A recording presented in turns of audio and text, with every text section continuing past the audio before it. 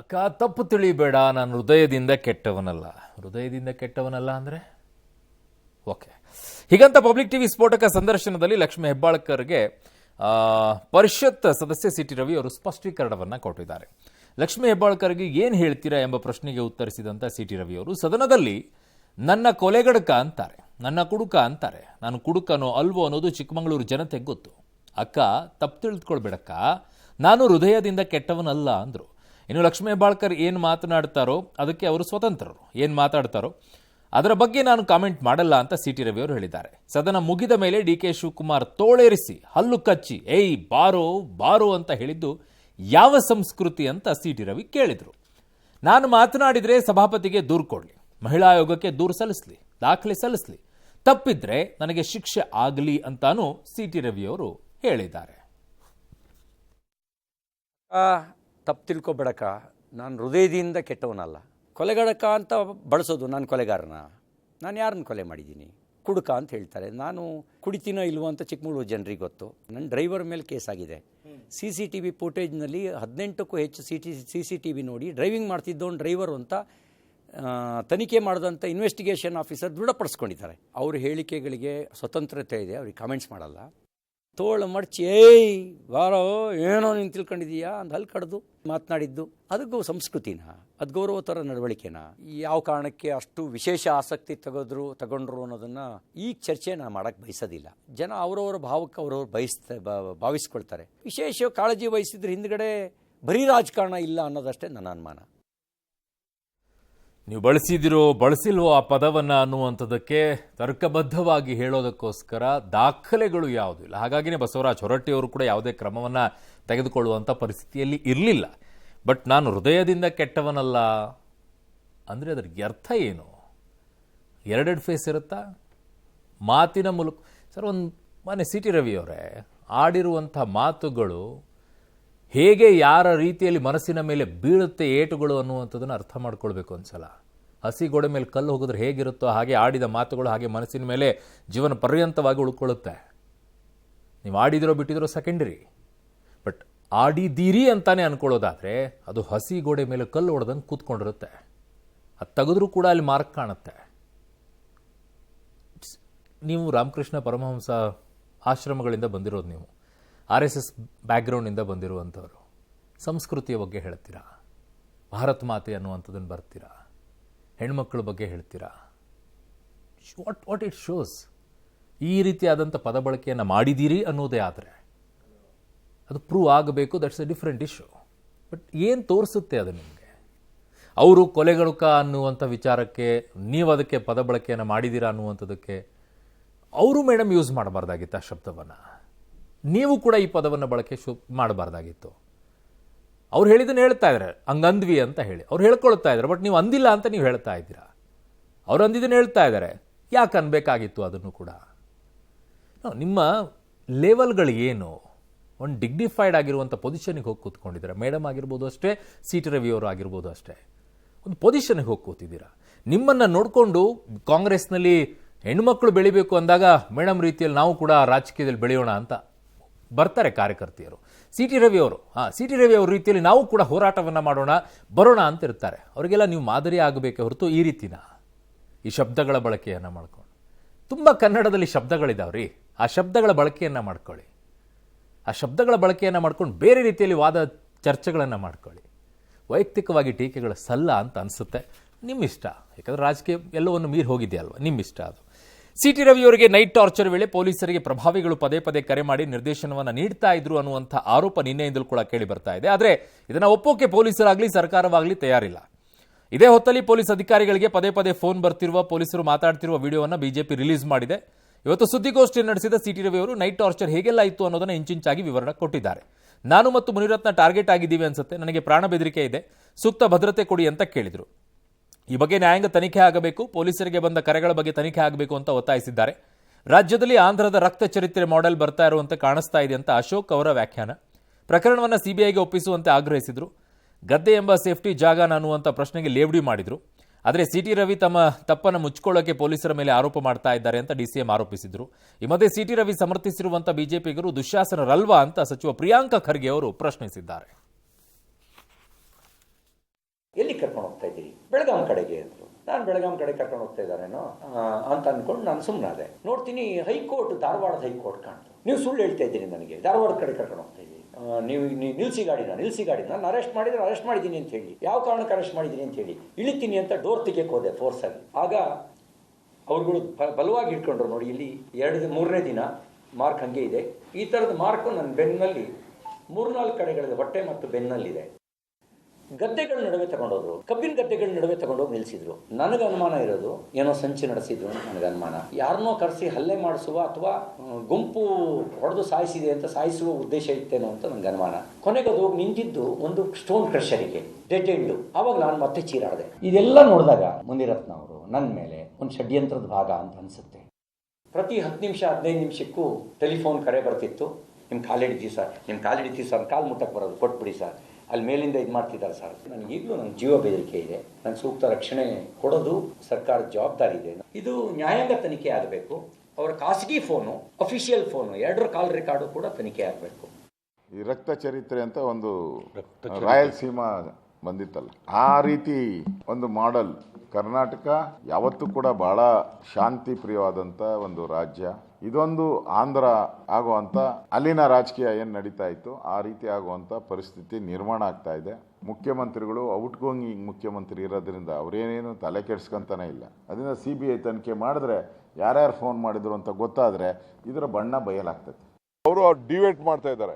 ಅವರು ಮಾತಾಡದ್ನ ತಪ್ಪನ್ನ ಮುಚ್ಕೊಳ್ಳೋಕೆ ಪೊಲೀಸ್ ಅವ್ರ ಮೇಲೆ ಹೇಳ್ತಾ ಇದ್ದಾರೆ. ಹಿಂದೆ ಇವ್ರು ನಡೆಸಿದ್ರಲ್ಲ ಪೊಲೀಸನ್ನ, ಇವ್ರು ಹೆಂಗ್ ನಡೆಸ್ಬಿಟ್ರು ಪೊಲೀಸ್ ಕೈಲಿ. ನೋಡಪ್ಪ, ಇಂಥ ಲೆಕ್ಕಚ್ಯುತಗಳೆಲ್ಲ ಬಹಳ ಸಂತೋಷ. ಒಬ್ರಿಗೆ ಲೆಕ್ಕಚ್ಯುತ ಮಾಡ್ಕೊಳಕ್ಕೆ ಎಲ್ಲರಿಗೂ ಅವ್ರವ್ರ ಕೆಪಾಸಿಟಿನ ಅವ್ರ ಲೆಕ್ಕಚ್ಯುತ ಮಾಡ್ಕೊಳ್ತಾರೆ. ಬಿಜೆಪಿನಲ್ಲೂ ಎಲ್ಲರೂ ಒಗ್ಗಟ್ಟಾಗಿದ್ದಾರೆ ಈ ಇನ್ಸಿಡೆಂಟ್ ಮೇಲೆ. ಅಂದ್ರೆ ಎಲ್ಲರೂ ದುಶ್ಯಾಸನಗಳೇ ಅಲ್ವಾ. ರಿವೆಂಜ್ ಪಾಲಿಟಿಕ್ಸ್ ಅಂದ್ರೆ ನಾವು ಅಧಿಕಾರಕ್ಕೆ ಬಂದ ಮೇಲೆ ಇಮಿಡಿಯೇಟ್ ಆಗಿ ನಿಮ್ಮ ಆಸ್ತಿ ಪಾಸ್ತಿ ತಗೊಳ್ಳೋದು, ನಿಮ್ಮ ಮೇಲೆ ದುರ್ವರ್ತನೆ ಮಾಡೋದು ಮುಖಭಂಗ ಅಲ್ಲ. ಇವ್ರೆ ಬೇಲೆಬಲ್ ಇದ್ದಾಗ ಬೇಲಾಗಿದೆ ಅಷ್ಟೇ. ಯಾರು ದುಶ್ಯಾಸನರೋ, ಯಾರು ದುರ್ಯೋಧನರೋ, ಯಾರು ಶಕುನಿನೋ, ಯಾರ್ಯಾರ ಪಾತ್ರವನ್ನ ಯಾರ್ಯಾರು ನಿಭಾಯಿಸ್ತಾ ಇದ್ರೋ ಯಾರಿಗ್ ಗೊತ್ತು? ಪ್ರಿಯಾಂಕಾ ಖರ್ಗೆ ಅವರೇ, ಯಾರಿಗ್ ಗೊತ್ತು? ಆಮೇಲೆ ಮಸ್ಟ್ ಅಂಡ್ ಶುಡ್ ಈ ವಿಚಾರದಲ್ಲಿ ಒಂದು ಕಡೆಗೆ ಸದನದ ಒಳಗಡೆ ಆಗಿರುವಂತ ಇಬ್ಬರ ಮಾತುಕತೆಗಳು, ಅವರ ಆರೋಪ ಇವರ ಆರೋಪಗಳು ಬೇರೆ, ಅದನ್ನ ಚರ್ಚೆಗಿಡೋಣ, ಅದನ್ನ ಕಾನೂನಾತ್ಮಕವಾಗಿ ತನಿಖೆಗಿಡೋಣ. ಆದ್ರೆ ಇನ್ನೊಂದು ಕಡೆಗೆ ಇದಾದ ನಂತರ ಆಗಿರುವಂತ ಬೆಳವಣಿಗೆ ಇದೆಯಲ್ಲ, ಪೊಲೀಸರು ಕರ್ಕೊಂಡು ಯಾರು ಈ ರೀತಿಯಾಗಿ ಸುತ್ತಿಸ್ತಾರೆ, ಯಾರು ಫೋನ್ ಮಾಡ್ತಾರೆ, ಯಾಕೆ ಪೊಲೀಸರು ಕಾಲ್ ಬೀಳ್ತೀನಿ ಅನ್ನುವಂತ ಕೇಳುವಂತ ಪರಿಸ್ಥಿತಿಗೆ ಬರ್ತಾರೆ. ಆ ಲೆವೆಲ್ಗೆ ಇಳಿಯೋ ಮಟ್ಟಕ್ಕೆ ಕಾನೂನನ್ನ, ಖಾಕಿಯನ್ನು ಆ ಲೆವೆಲ್ಗೆ ಇಳಿಸೋ ಮಟ್ಟಕ್ಕೆ. ಸೊ ಇಟ್ ಶುಡ್ ಬಿ, ಅದು ಇನ್ವೆಸ್ಟಿಗೇಷನ್ ಆಗಲೇಬೇಕು, ತನಿಖೆಯನ್ನು ಮಾಡುತ್ತಾರ ಸರ್ಕಾರ. ಯಾರು ಹೇಳಿಲ್ಲ ಅನ್ನೋದಾದ್ರೆ, ಮನೆ ಗೃಹ ಮಂತ್ರಿಗಳು ಹೇಳ್ತಾರೆ ನಾವು ಇದರಲ್ಲಿ ಯಾವ ಇನ್ವಾಲ್ವ್ಮೆಂಟ್ ಇಲ್ಲ ಅಂತ ಹೇಳಿ, CM ಹೇಳ್ತಾರೆ ಇಲ್ಲ ಅವ್ರು ಕಾನೂನಾತ್ಮಕ ಅವ್ರು ಕೆಲಸ ಮಾಡಿದ್ದಾರೆ ಅಂತ ಹೇಳ್ತಾರೆ, DK ಶಿವಕುಮಾರ್ ಅವ್ರ ಪಾಡಿಗೆ ಅವ್ರು ಮಾಡಿದ್ದಾರೆ ಅಂತ ಅವರು ಕೂಡ ಹೇಳ್ತಾ ಇದ್ದಾರೆ. ಯಾರು ಇದರಲ್ಲಿ ಹೇಳೇ ಇಲ್ಲ, ಬರೀ ಪೊಲೀಸರು ಅವರಷ್ಟಕ್ಕೆ ಅವರೇ ಮಾಡಿದ್ದಾರೆ ಅನ್ನೋದಾದ್ರೆ, ಈ ರೀತಿಯಲ್ಲಿ ಕಾನೂನನ್ನು ಬಳಕೆ ಮಾಡ್ಕೊಂಡಿದ್ದಾರೆ ಅಂತಂದಾಗ ಯಾರು ಇದರ ರೆಸ್ಪಾನ್ಸಿಬಿಲಿಟಿನ ತೆಗೆದುಕೊಳ್ಬೇಕು?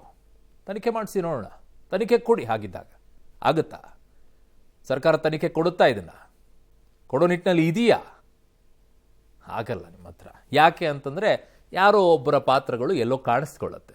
ಅದು ಇವರೇ ಅಂತ ಹೇಳಕ್ಕಾಗಲ್ಲ. ಯಾರ್ದೋ ಒಬ್ಬರ ಪಾತ್ರ ಇದ್ದೇ ಇರುತ್ತೆ. ಇಲ್ಲದೆ ಇದ್ರೆ ಪೊಲೀಸರಿಗೆ ಎಲ್ರಿ ಅಷ್ಟು ಧೈರ್ಯ ಇದೆ ಅವರ ಸ್ಟೇಷನ್ ಲಿಮಿಟ್ ಅನ್ನ ಬಿಟ್ಬಿಟ್ಟು 400 ಕಿಲೋಮೀಟರ್ ಸುತ್ತಾಡ್ಕೊಂಡ್ಬಿಟ್ಟು ಕಬ್ಬಿನ ಗದ್ದೆನೋ, ಕ್ವಾರಿನೋ, ಇನ್ನೊಂದೆಲ್ಲೋ ಕಾಡಿನ ಮಧ್ಯೆಯಲ್ಲಿ ಹೋಗಿ ನಿಲ್ಸ್ಕೊಳ್ಳೋಕೆ, ಅದು ಒಬ್ಬ MLC-ನ? ಕಮಾನ್, ಹೈ ಲೆವೆಲಲ್ಲಿನೇ ಇರುತ್ತೆ. ಅದಕ್ಕೆ ಅದ್ರ ತಕ್ಕಂಗೆನೆ ನಡ್ಕೊಂಡಿರ್ತಾರೆ. ಗೊತ್ತಲ್ವಾ ಯಾವ ಸ್ಟೇಷನ್ಗೆ ಯಾರ್ಯಾರ ಪ್ರೆಷರ್ಗಳ ಮೇಲೆ, ಯಾರ್ಯಾರ ಶಿಫಾರಸ್ಸಿನ ಮೇಲೆ ಯಾವ ಸ್ಟೇಷನ್ಗಳಿಗೆ ಯಾವ್ಯಾವ ಇನ್ಸ್ಪೆಕ್ಟರ್ಗಳಿಗೆ ಇರ್ತಾರಂತ ಹೇಳ್ಬಿಟ್ಟು ಅದ್ರ ಸಂದಾಯ ನಡೀತಾ ಇರುತ್ತೆ. CT ರವಿಯವರು ಬಂಧನವೇ ತಪ್ಪು ಅಂತ ಹೇಳಿರುವ ಕೋರ್ಟ್ ಅವರನ್ನ ನಿನ್ನೆ ರಿಲೀಸ್ ಮಾಡಿಸಿದೆ. ನಿನ್ನೆ ಸಂಜೆಯಿಂದ ತಡರಾತ್ರಿಯವರೆಗೂ ಕೂಡ ಬೆಂಗಳೂರು ಸೇರಿ ರಾಜ್ಯದ ಎಲ್ಲಾ ಕಡೆಯೂ ಕೂಡ ಬಿಜೆಪಿ ಸಂಭ್ರಮಾಚರಣೆಯನ್ನ ನಡೆಸಿದೆ. ನಡೆಸ್ಕೊಡುದು ಈ ವಿಚಾರದಲ್ಲಿ ವೆರಿ ಶೇಮ್ಫುಲ್ ಅಂತ ಅನ್ಸುತ್ತೆ. ಸಂಭ್ರಮಾಚರಣೆಯನ್ನ ಮಾಡಿದ್ರೆ ಕಾರ್ಯಕರ್ತರು CT ರವಿ ಅವರಿಗೆ ಅದ್ದೂರಿ ಸ್ವಾಗತ ನೀಡಿ ಕುಣಿದಾಡಿದ್ದಾರೆ. ಮತ್ತೊಂದು ಕಡೆಗೆ CT ರವಿ ವಿರುದ್ಧ ಕಾಂಗ್ರೆಸ್ ರಾಜ್ಯದೆಲ್ಲೆಡೆ ಪ್ರತಿಭಟನೆಗಳನ್ನು ನಡೆಸಿದೆ. ಮೊನ್ನೆ ಕನ್ನಡ ಸೌಧದಲ್ಲಿ ನಡೆದ ದಾಂಧಲೆಯ ಮುಂದಾಳತ್ವ ವಹಿಸಿದ್ದ ಸಚಿವೆಯ ಖಾಸಗಿ ಆಪ್ತ ಸಹಾಯಕ ಸಂಗನಗೌಡ ಇವತ್ತು ಬೆಳಗಾವಿಯ ಪ್ರತಿಭಟನೆಯ ನೇತೃತ್ವವನ್ನು ವಹಿಸಿಕೊಂಡಿದ್ದರು. ಚೆನ್ನಮ್ಮ ವೃತ್ತದಲ್ಲಿ CT ರವಿಯನ್ನ ಪ್ರತಿಕೃತಿಯನ್ನು ದಹಿಸಿದ್ರು. CT ರವಿಯನ್ನ MLC ಸ್ಥಾನದಿಂದ ವಜಾ ಮಾಡಬೇಕು ಅಂತ ಆಗ್ರಹಿಸಿದ್ರು. ಮಂಗಳೂರಿನಲ್ಲಿ ಬಿಜೆಪಿ ಕಚೇರಿಗೆ NSUI ಮುತ್ತಿಗೆ ಹಾಕೋಕೆ ಯತ್ನಿಸಿತು. ಈ ವೇಳೆ ಭಾರಿ ಹೈಡ್ರಾಮಾ ಆಗಿದೆ. ಈ ಮಧ್ಯೆ ಮಂಡ್ಯದಲ್ಲಿ ನಡೀತಾ ಇರುವಂತಹ ಕನ್ನಡ ಸಾಹಿತ್ಯ ಸಮ್ಮೇಳನದ ಗೋಷ್ಠಿಗೆ CT ರವಿ ಗೈರಾಗಿದ್ದಾರೆ. ಆದರೂ ಕೂಡ ಸಮ್ಮೇಳನದಲ್ಲಿ go back CT Ravi poster ಕೂಡ ಕಾಣಿಸಿಕೊಂಡ್ವು. ಈ ಪೋಸ್ಟರ್ ಬಗ್ಗೆ ನನಗೇನು ಗೊತ್ತಿಲ್ಲ, ಇದು ಜನರಿಗೆ ಬಿಟ್ಟಿದ್ದು ಅಂತ DCM DK ಶಿವಕುಮಾರ್ ಹೇಳಿದ್ದಾರೆ. ಸೊ ಈ ರಾಜ್ಯ ಸರ್ಕಾರದ ಕೈಲಿ ಏನೂ ಆಗಲ್ಲ ಅಂತ ಜಗದೀಶ್ ಶೆಟ್ಟರ್ ಹೇಳುವ ಭರದಲ್ಲಿ ಉದ್ದೇಶಪೂರ್ವಕವಾಗಿ ಆಕ್ಷೇಪಾರ್ಹ ಪದವನ್ನ ಬಳಕೆ ಮಾಡಿದ್ದಾರೆ. ಗೋ ಬ್ಯಾಕ್ ಸೀಟ್ ರವಿ ಅಂತ ಹೇಳಿ ಘೋಷಣೆ ಕೂಗಿದ್ದಾರೆ. ನನಗೆ ಗೊತ್ತಿಲ್ಲಪ್ಪ, ಅದೆಲ್ಲ ನನಗೆ ಗೊತ್ತಿಲ್ಲ. ಅದು ಜನಕ್ಕೆ ಬಿಟ್ಟಿದ್ದು, ಅವ್ರಿಗೆ ಬಿಟ್ಟಿದ್ದು, ಸಮಾಜಕ್ಕೆ ಬಿಟ್ಟಿದ್ದು, ಅವ್ರಿಗೆ ಬಿಟ್ಟಿದ್ದು. ಸರ್ಕಾರ ಇದೆ, ಅಸಂಸದೀಯ ಪದ ನಮ್ಮ ಮೇಲೆ ಕೇಸ್ ಹಾಕಲೇಬೇಕು. ರಾಜ್ಯ ಸರ್ಕಾರ ಅಡ್ಮಿನಿಸ್ಟ್ರೇಷನ್ ಕಂಪ್ಲೀಟ್ ಕೊಲಾಪ್ಸ್ ಆಗಿದೆ, ಕಾನೂನು ಸುವ್ಯವಸ್ಥೆ ಹದಗೆಟ್ಟು ಹೋಗಿದೆ. ಬಿಜೆಪಿಯವ್ರಿಗೆ ಏನು ಅನ್ಸಲ್ವಾ ಈ ವಿಚಾರದಲ್ಲಿ? ನಾವು ಸೆಲೆಬ್ರೇಷನ್ ಮಾಡ್ಬಿಡ್ತೀವಿ, ಸಂಭ್ರಮಾಚರಣೆ, ಏನು ವಾರ್ ಗೆದ್ಕೊಂಡು ಬಂದಿದ್ದಾರ? ಅರೆ ಅವ್ರ ಮೇಲೆ ಇರುವಂಥ ಆರೋಪ ಏನ್ರಿ? ಮಹಿಳೆಯ ಬಗ್ಗೆ ಪದ ಬಳಕೆ ಮಾಡಿರುವಂಥ ಆರೋಪ ಇದೆ ಅದರ ಮೇಲೆ. It's A Shem. ಅವ್ರ ಮೇಲಿರುವಂಥ ಆರೋಪ ಪ್ರೂವ್ ಆಗಿಲ್ಲ ಇನ್ನೂ. ಆದರೆ ಆರೋಪದಿಂದ ಮುಕ್ತರಾದ ಮೇಲೆ ಸಂಭ್ರಮಾಚರಣೆನ ಮಾಡಬೇಕು. ಈ ರೀತಿ ಸಂಭ್ರಮಾಚರಣೆ ಮಾಡ್ಕೊಂಡು ಹೋದರೆ ಶಿಸ್ತಿನ ಪಕ್ಷ ಅಂತ ಹೇಳುವಂಥ BJP ಅಶಿಸ್ತಿನ ಪಕ್ಷವಾಗಿ ಹೋಗ್ಬಿಡುತ್ತೆ. ಇಟ್ ಶೋಸ್ ಏನಿದೆ ಮಹಿಳೆಯರ ಬಗ್ಗೆ ಗೌರವ ಅನ್ನೋದನ್ನು. ಅವ್ರು ಹೇಳಿದಾರೋ ಬಿಟ್ಟಿದಾರೋ ಬೇರೆ ವಿಚಾರ. ಬಟ್ ನೀವು ಸಂಭ್ರಮಾಚರಣೆ ಮಾಡೋಕ್ಕೆ ಹೋಗ್ಬಿಟ್ರೆ ಏನು ತೋರಿಸುತ್ತೆ ಅದು? ನಿಮ್ಮನ್ನು ನೀವೇ ಆತ್ಮಾವಲೋಕನ ಮಾಡ್ಕೊಳ್ಳಿ. ಯಾವ ಬ್ಯಾಕ್ಗ್ರೌಂಡಿಂದ ಬಂದಿದ್ದೀರಾ ಅಂತ ಹೇಳಿ, ಯಾವ ಸಂಸ್ಕೃತಿಯ ಬಗ್ಗೆ ಮಾತನಾಡ್ತೀರಾ? ನಿಮಗೆ ಕಳಂಕ ಅಲ್ಲ, ನೀವು ಹೇಳುವಂಥ ಸಂಸ್ಕೃತಿ ಇದೆಯಲ್ಲ, ನೀವು ಬರುವಂತಹ ದಾರಿ ಇದೆಯಲ್ಲ, ಅದ್ರ ಬಗ್ಗೆ ಮಾತನಾಡೋಕ್ಕೆ ಶುರು ಮಾಡ್ತಾರೆ, ನಿಮ್ಮ ಬಗ್ಗೆ ಅಲ್ಲ. ಯೋಚನೆ ಮಾಡಿ ಹೆಜ್ಜೆ ಇಡಬೇಕು. ಇನ್ನು MLC ಸಿಟಿ ರವಿಯನ್ನು ಬಂಧನ ಮಾಡಿದ ರೀತಿಗೆ ಸಭಾಪತಿಗಳು ಅಸಮಾಧಾನ ವ್ಯಕ್ತಪಡಿಸಿದ್ದಾರೆ. 30 ವರ್ಷದಿಂದ ಇದ್ದ ಕಾನೂನಿಗೆ ಎಳ್ಳು ನೀರು ಬಿಟ್ಟುಬಿಟ್ಟಿದ್ದಾರೆ. ಮೊದಲೆಲ್ಲ ಸಭಾಪತಿ ಗಮನಕ್ಕೆ ತಂದು ಬಂಧಿಸ್ತಾ ಇದ್ರು, ಈಗ ಬಂಧಿಸಿ ಯಾವ ಸೆಕ್ಷನ್ ಹಾಕಿದ್ದೇವೆ ಅಂತ ತಿಳಿಸ್ತಾರೆ ಅಂತ ಪೊಲೀಸರ ನಡೆಗೆ ಬೇಸರವನ್ನು ಹೊರಹಾಕಿದ್ದಾರೆ. ಎಕ್ಸಾಕ್ಟ್ಲಿ ನಿನ್ನೆ ಸರ್ ಕೂಡ ಅದನ್ನೇ ಹೇಳ್ತಾ ಇದ್ದಿದ್ದು. ನಿಂದನೆ ವಿಚಾರದಲ್ಲಿ ಸಾಕ್ಷ್ಯ ಸಿಕ್ಕಿದ್ರೆ ಪರಿಶೀಲಿಸಿ ಕ್ರಮ ತಗೋತೀವಿ ಅಂದ್ರು. ಇನ್ನು ಸದನದ ಒಳಗೆ ವಿಚಾರ ಠಾಣೆಗೆ ಒಯ್ದಿದ್ದು ತಪ್ಪು, ಸದನ ಒಳಗಿರುವಂತಹ ವಿಚಾರವನ್ನ ಮಾಜಿ ಮಂತ್ರಿ TB ಜಯಚಂದ್ರ ಕೂಡ ಅಭಿಪ್ರಾಯಪಟ್ಟಿದ್ದಾರೆ. ಇದು ಸಭಾಪತಿಗಳ ವ್ಯಾಪ್ತಿಯಲ್ಲಿ ಇತ್ಯರ್ಥ ಆಗಬೇಕು ಅಂತ ಅವರು ಹೇಳಿದ್ದಾರೆ. ಮೊದಲಿಗೆ ಒಂದು 20-30 ವರ್ಷದಿಂದ ಇತ್ತು, ಅದು ಎಲ್ಲೋ ಒಂದು ಕೇಸ್ ಆಗಿ ಮರ್ಡರ್ ಆಗಿ ಅವ್ರು ಸಿಕ್ಕಿಲ್ಲ, ಹಿಂಗಾಗಿತ್ತು. ಈಗೇನಂದ್ರೆ ಅವ್ರು ಅರೆಸ್ಟ್ ಮಾಡಿದ ನಂತರ ಅರೆಸ್ಟ್ ಮಾಡಿ ಯಾವ ಸೆಕ್ಷನ್ ಮಾಡಿದ್ದು ನಿನ್ನೆ ಇಂಟಿಮೇಷನ್ ಕೊಟ್ಟಾರೆ. ನಮ್ಮ ಸೆಷನ್ ಅಡ್ಜರ್ನ್ ಆದ ನಂತರ ಅದು ಬಂದ್ ಆಗ್ಬಿಡ್ತಾವೆ. ನಮ್ಮದೇ ಆದಂಥ ಚಾನಲ್ಗಳು ನಮ್ಮದೇ ಆದಂಥ ಬಂದ್ ಹಾಕವು. ನಾವು ಪರಿಶೀಲನೆ ಮಾಡಿದ್ವಿ, ಹುಡುಕಿದ್ರು ನಮ್ಗೆ ಸಿಗಲಿಲ್ಲ. ಈಗ ಅವ್ರೇನೋ ಒಂದು ಬೇರೆ ಚಾನಲ್ ಬಂದೈತೆ ಅಂತಾರೆ, ಅದನ್ನ ಪರಿಶೀಲನೆ ಮಾಡ್ತೀವಿ. ಇನ್ನೂ ಕಾಲ ಮುಂಚೆ ಪರಿಶೀಲನೆ ಮಾಡೋದು ನನಗೆ ಏನಾದರೂ ಅಥೆಂಟಿಕ್ ಅನಿಸಿದ್ರೆ ಮತ್ತೆ ಬೇರೆ ದಾರಿಯಿಂದ ನಾನು ತಗೊಳ್ತೇನೆ. ಸಂವಿಧಾನದಲ್ಲಿ ಇದಕ್ಕೊಂದು ಅವಕಾಶ ಇದೆ. ಯಾವ ಕಾರಣಕ್ಕೂ ಕೂಡ ಸದನದ ಒಳಗಡೆಗೆ ಆಗುವಂಥ ವಿಚಾರಗಳಿದೆಯಲ್ಲ, ಅವುಗಳನ್ನು ಆಚೆ ಇಲ್ಲ. ನಂಗೆ ಮರ್ತೋಗ್ಬಿಟ್ಟಿದೆ ನನ್ನ ಆರ್ಟಿಕಲನ್ನು. ಆ ವಿಚಾರದಲ್ಲಿ ಒಂದು ಮಹತ್ವಪೂರ್ಣವಾಗಿರುವಂಥ ಒಂದು ಇದನ್ನು ಕೊಟ್ಟಿದ್ದಾರೆ ಅವರಿಗೆ. ಯಾವ ಕಾರಣಕ್ಕೂ ಕೂಡ ಇಲ್ಲಿ ನಡೆಯುವಂಥದ್ದು ನೀವು ಆಚೆ ಹೋಗುವಾಗಿಲ್ಲ. ಇದನ್ನು ಇತ್ಯರ್ಥವನ್ನು ಮಾಡಬೇಕು ಅಂತಂದರೆ ವಿಧಾನ ಪರಿಷತ್ನಲ್ಲಿ ಸಭಾಪತಿಗಳೇ ಇತ್ಯರ್ಥ ಮಾಡಬೇಕು. ವಿಧಾನಸಭೆಯಲ್ಲಿ ಆಗುವಂಥದ್ದನ್ನು ಸ್ಪೀಕರ್ ಅವರು ಇತ್ಯರ್ಥ ಆಗಬೇಕು. ಅವರ ಸುಪರ್ದಿಯಲ್ಲೇ ಬರುತ್ತೆ ಅಧಿವೇಶನ ನಡೆಯುವಂಥ ಸಂದರ್ಭದಲ್ಲಿ. ಅವರೇ ಕಸ್ಟೋಡಿಯನ್ ಅದಕ್ಕೆ, ಸಭಾಪತಿ ಪರಿಷತ್ತಿಗೆ, ಸ್ಪೀಕರ್ ಅವರು ಸಭೆಗೆ. ಅದನ್ನು ಹೊರತುಪಡಿಸಿ ಪೊಲೀಸರಾಗಿ ಹೋಗ್ಬಿಟ್ಟು ಅವ್ರನ್ನ ಕರ್ಕೊಂಡು ಹೋಗಿ ಕೇಸನ್ನು ಹಾಕೋ ಮಟ್ಟಕ್ಕೆ ಹೋದರೆ ನಾಳೆ ಯಾವುದಾದ್ರೂ ವಿಚಾರಗಳು, ಸರ್ ಅದನ್ನೇ ಹೇಳ್ತಾ ಇದ್ದಿದ್ದು, ಹೇಗೆ ಇದನ್ನು ಕೇಸ್ ಹಾಕಿದ್ರು, ಹೇಗೆ ಇದನ್ನು ಕರ್ಕೊಂಡು ಹೋದ್ರು, ಹೊಸ ಬದಲಾವಣೆ ಆಗ್ಬಿಡುತ್ತೆ ಇದು. ನಾಳೆ ಯಾರ ಬಗ್ಗೆನೂ ಮಾತನಾಡಲ್ಲ. ಹಾಗಿದ್ದಾಗ ಕೇಂದ್ರದಲ್ಲಿ ಯಾರಾದರೂ ಪಾರ್ಲಿಮೆಂಟ್ ಒಳಗಡೆಗೆ ಇನ್ಯಾರ್ದೋ ಹೆಸರನ್ನು ತೆಗೆದುಕೊಂಡು ಪಾರ್ಲಿಮೆಂಟ್ ಅಲ್ಲದೆ ಇರುವಂಥ ಸದಸ್ಯರ ಬಗ್ಗೆ ಎಲ್ಲ ಮಾತನಾಡಕ್ಕೆ ಶುರು ಮಾಡಿಬಿಟ್ರೆ ಆಚೆ ಇದ್ದವನು ಮಾನನಷ್ಟ ಮೊಕದ್ದಮೆ ಆಗ್ತಾನೆ. ಉತ್ತರ ಕೊಡ್ತೀರಾ ಎಲ್ಲರೂ ಲೀಡರ್ಸ್ಗಳು? ರಾಜ್ಯದಲ್ಲೂ ಅಷ್ಟೇ, ಯಾವುದೋ ವಿಚಾರವನ್ನು ಪ್ರಸ್ತಾಪ ಮಾಡ್ತೀರಾ, ನಿಮ್ಮನ್ನು ಆಚೆಯಿಂದ ಮಾನನಷ್ಟ ಮೊಕದ್ದಮೆ ಆಗ್ತಾರೆ. ಏನು ಉತ್ತರ ಕೊಡ್ತೀರಾ ಅದಕ್ಕೆ? ಜವಾಬ್ದಾರಿ ಬೇಡವಾ? ಯೋಚನೆ ಮಾಡಿ, ನಾಳೆ ನಿಮಗೆ ತಿರುಗಿ ಬರುತ್ತೆ ಇದು.